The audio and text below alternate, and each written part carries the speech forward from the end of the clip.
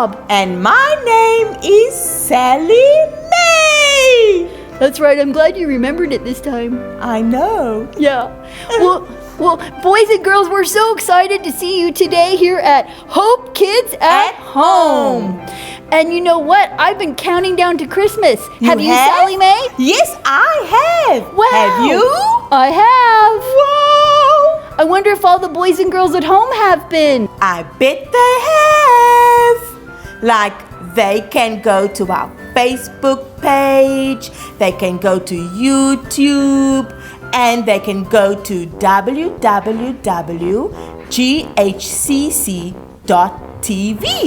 You know, I was on the Facebook page the other day. And what did you see? I saw a really cool picture that's coming to life before my eyes. What? Do you know what they added? Yes, I think I saw cows. Yup. And sheep. Yup. And I don't remember. Chickens. And horses. And you know what else I saw? No? A zebra. What? Yeah. You know what else I saw? What? Palm trees. No way. Yes. You saw those? Yes. They were so sneaky with those. They were. But you know what, boys and girls? You can go there too and see what's added every single day to the nativity scene. That's amazing. I know. But Makes us now, wanna sing. sit back, relax, put your hands together, pull them apart, put them back together again. Now faster. All right, here we go with today's story. Yay! Hey, moms and dads, boys and girls, it's me, Pastor Nicole, and I am really excited to be here with you today. We're continuing our virtue for the month, which is generosity. Do you remember what it means? Do you? That's right. It means giving something away to make somebody's day. And today we're talking about a story, but before we go there, I want to share a little story about me. When I was about your age, I collected something, and I collected Barbie dolls. I really liked Barbie dolls of all kinds. I had some that had curly hair, some that had straight hair, some that did weird things, all kinds of Barbie dolls. And I played with them in the house. I took them in the yard and they went camping. We did all kinds of fun things together. And I had a lot of Barbies, more than I could ever play with. And today I want to show you a few photos of some other fun collections that people have collected over the years. Here's a collection of a bunch of stuffed cows. Look at all those stuffed cows. Can you believe it? And look, here's some comic books. Wow, that guy has a lot of comic books. And oh my gosh, this one was hilarious. This guy collected Coke cans. Wow, he could almost wallpaper the entire room with his Coke cans. That's crazy. And today's question for you is, when is enough enough?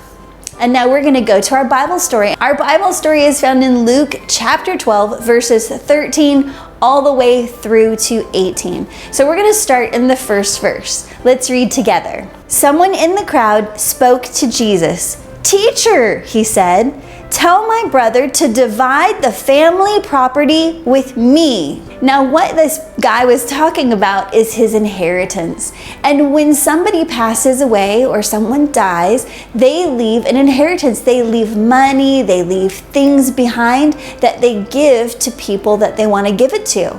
And this guy was saying, hey, my brother won't share. And Jesus, I want you to make him share with me. And here, let's read the next verse, Jesus' response. Jesus replied, "Friend, who made me a judge or umpire between you?" Jesus continued. Then he said to them, "Watch out. Be on your guard against wanting to have more and more things. Life is not made up of how much a person has." Wow, that's pretty crazy. He directly talked about how much enough is enough. that really the things of this world, the things that we collect, the things that we have, aren't as important as something else. Let's go on to read, because Jesus tops this all off with a parable. What's a parable, you ask? Good question. A parable is an earthly story with a heavenly meaning, meaning that it's a story that we can understand but explains something that we can't see.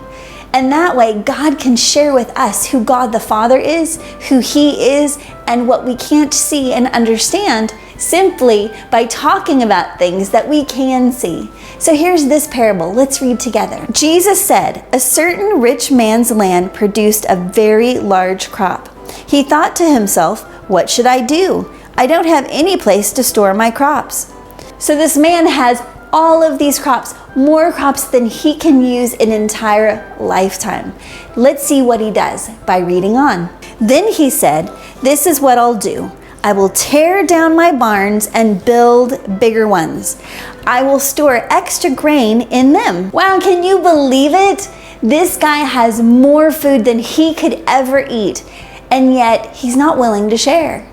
He thinks the best solution is tearing down perfectly good barns that are in good quality, good use, building new ones with all his money, and keeping all the grain. Now, what's he going to do next year when he gets even more grain? Because he won't be able to eat all of this grain in a year. He's going to have to either tear those down and build bigger ones or build more barns. That's not what God has intended for us. He blesses us and gives us more so that we can share, so that we can give. And that's generosity. Remember? Generosity, giving something away to make someone's day. Was there a time that you gave something away and you got a really good response? If you did, I want to hear about it. Put it in the comments below. I know I've had times like that. The Lord will speak to me about giving something away. I had a denim jacket that someone had given to me that was way too big. Like, I couldn't wear it. It didn't fit right. And the Lord said, "You know what? You need to give that away. You don't need to hang on to that." And I hung on to it for a long time. I hung on to it for almost a year. I don't know if I was waiting for me to gain weight or I was thinking I would just wear it even though it was too big. I don't know what I was thinking. But the Lord spoke to me and said, "Listen, you don't use this. You don't need it. You need to give it away." And so I did, and it was a brand new jacket. I don't even think I had taken the tags off of it yet. And I gave it to someone, and they said to me, "Wow, I've always wanted a denim jacket just like this." So I gave something away, and I made somebody's day. It was something that they had really wanted. And maybe there's someone out there who's waiting for the thing that you have to give away. You never know. But when you listen to God and you obey His voice, He's going to not only bless the person that you gave it to, but He's going to bless you too. Because you're going to have the wonderful feeling of knowing you made someone's day. But let's get back to the story. So remember, we're in Luke chapter 12, and now I want to read to you verse 19. Let's continue on with this farmer who is hoarding all of this grain. He said, "I'll say to myself, you have plenty of grain stored away for many years. Take life easy, eat, drink, and have a good time." In other words, what was this guy planning on doing with all he collected? Just enjoying it for the rest of his life. Not working, not doing anything more, but just relaxing and enjoying life. Meanwhile, people all around him could have used that grain and could have used that help. And finally, let's read verse 20. Remember, in Luke chapter 12, which is the New Testament. "You foolish man, tonight I will take your life away from you. Then who will get what you have prepared for yourself?" And wow, what a big response from God.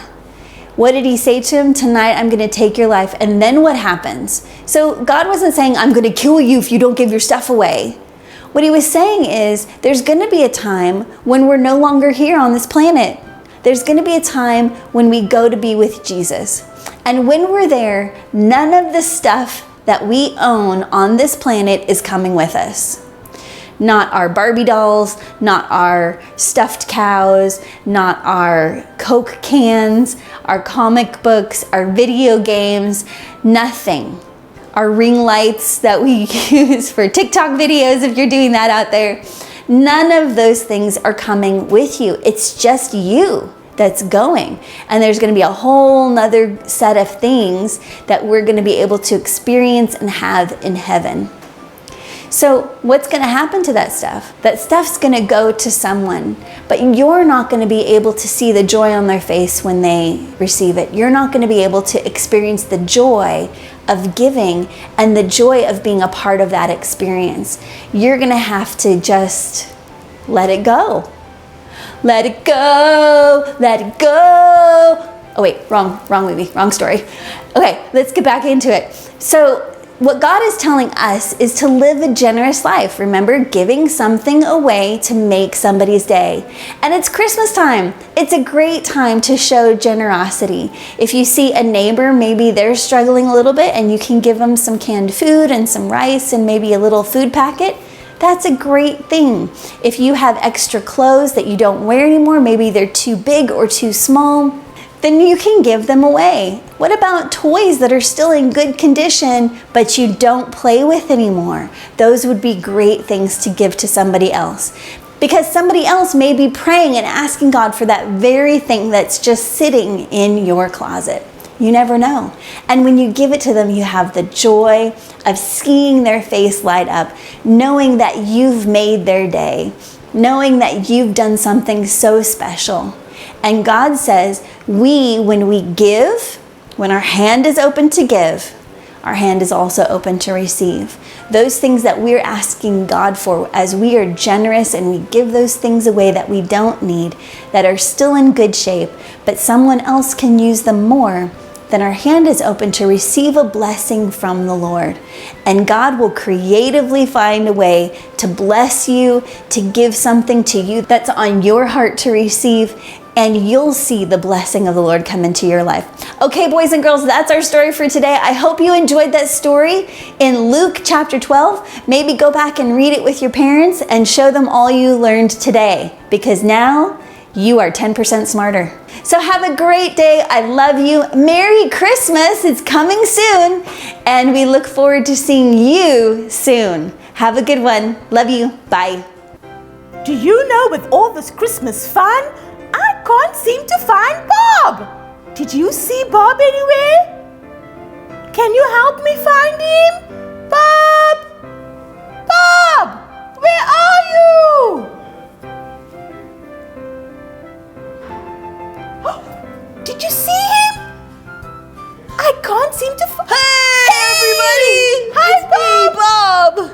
I missed you. I missed you too, but you know what? I was out learning another Christmas song. You were? Yep. Wow. We wish you a Merry Christmas. We wish you a Merry Christmas. We wish you a Merry Christmas and a Hope Kids New Year. Wow, I like that. Did you enjoy today's story, Bob? Oh my gosh, I sure did. I can't believe it. It was the most amazing story I've ever heard. I know. Pastor Nicole did a really good job. Yup, and I can't wait to hear the Christmas story on Christmas Day with Pastor Janine and my favorite, Hope Hugs a Lot. Oh, wow. I can't wait too. It's going to be super fantastic. So boys and girls, make sure you tune in not only to the Hope Kids Facebook page, but also be watching on Christmas Day. You get to see the story of Christmas. Wow. I love Christmas. Me too. We wish you a Merry Christmas. We wish you a Merry Christmas. We wish you a Merry Christmas and a Hope Kids New Year. Yay. Bye. See you later. Bye. Love you. Bye. Love you.